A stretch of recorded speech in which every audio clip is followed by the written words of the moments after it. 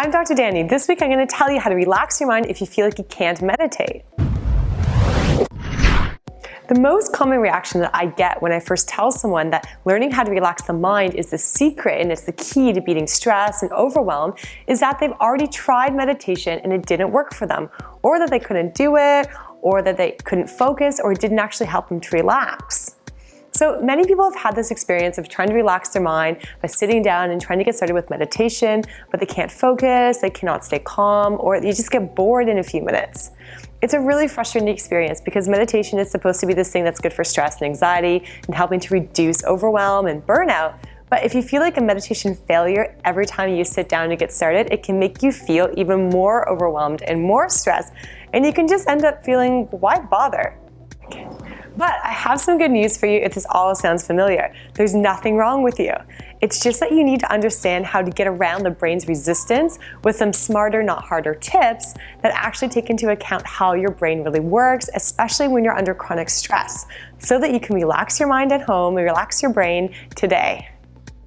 So there's one major reason, and we now know this thanks to neuroscience, why most people are not successful in getting started with a practice to help relax their mind.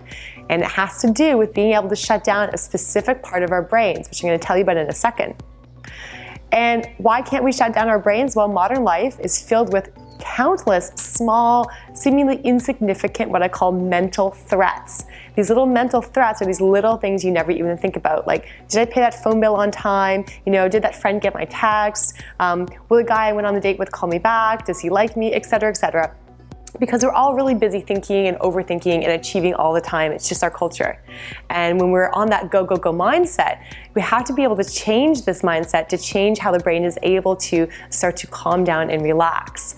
And specifically, we have to be able to shut off an area of your brain called the PCC, or the posterior cingulate cortices. This PCC is actually the part of your brain's default mode network. Your default mode network is actually the neurons, the brain cells that are firing and talking to each other when your mind is wandering, when you're having that constant mental chatter, and when you're hyper-focused on a task, like for example, when a ballerina is performing a solo, this default mode network and all that chatter, it actually shuts down. So the PCC, it's part of this thing called the default mode network, and the PCC is also shown to be more active in people who have post-traumatic stress disorder, anxiety, and even mild concussions. The PCC links to the area of the brain called our amygdala, which is our center for fear and emotional memory. And the PCC is also really active in the research studies when people report difficulty shutting off their minds during meditation and getting into the flow. In fact, researchers found that after doing MRI scans of new versus advanced experienced meditators, that the PCC was deactivated. It was quiet in the advanced meditators, and the beginners had the PCC still going and going and going. The good news is that there's also new research showing that with the daily short practice of a focused meditation, you can start teaching your brain to shut off your PCC and the default mode network to quiet down, and that is when the struggle with meditation just seems to fade away and you feel like you're finally in the zone and it's effortless to relax your mind. I have had the most success personally and with my clients getting people into the zone with meditation styles that have a clear focus.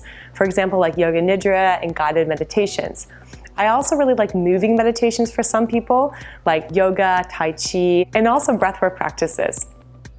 All of these examples seem to be easier for our overactive Western brains to kind of get it and to start shutting off that PCC and the wandering mind parts of our brain quicker over time. So practicing a meditation technique doesn't have to mean sitting there and just expecting your mind to become calm like magic. In fact, that doesn't actually work at all. I like just doing one of these practices I've just mentioned for 20 minutes a day, like yoga nidra, for example. If you do this yoga nidra practice for 4 weeks straight, just 10 to 20 minutes a day, and so this really shows how incredibly quickly your brain can change and you can finally teach it how to relax properly. This is the perfect amount of time to start seeing changes in how your brain works and how your brain can shut off your PCC and your default mode network to help you cope better with stress, feel more zened out in the hectic pace of modern life, and finally relax your mind.